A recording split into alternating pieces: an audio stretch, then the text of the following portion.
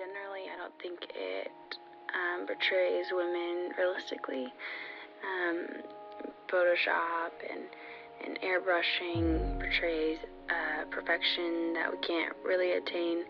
It makes me feel inadequate. Growing up in a society where you're constantly bombarded by these images of these tiny, beautiful, perfectly proportioned women really changed the way that I viewed what it meant to be a woman. All those romantic movies or magazines or TV shows where the really good-looking girl gets the guy, it made me believe that you had to be pretty in order to end up with a man who loved you right. It can be a challenge constantly fighting between I'm okay with how I look and wanting to have that ideal body. Anytime you hear about women in the media, it's about how they look, whether that's weight or age or their skin.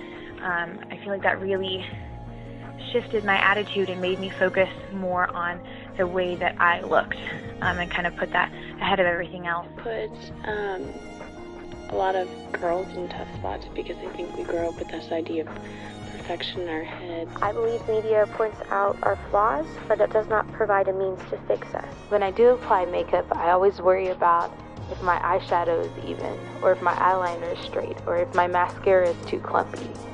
If anything, wearing makeup scares me a little. I feel uglier when I see that, like, people that are a certain size or a certain height get more praise than people who don't, like me. It made me think that I have to be a certain way in order to receive a man that is good and good looking, instead of being healthy and being myself, my own personality, and letting that be the only thing that, attract a man. I also think it's very damaging to a lot of women because they think that's what the perfect woman should look like, but it really isn't. And I don't think a lot of women should pay attention to that. And no, we're all different for a reason. I wanted to reach the beauty the media portrayed by keeping up with new trends, clothes, makeup, and hair.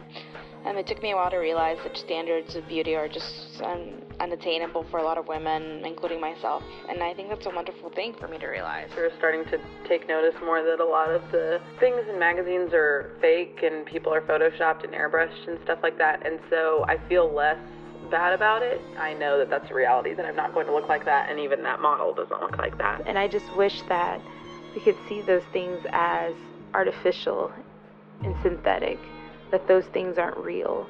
And then also to remember that I don't have to live up to society's standard of beauty.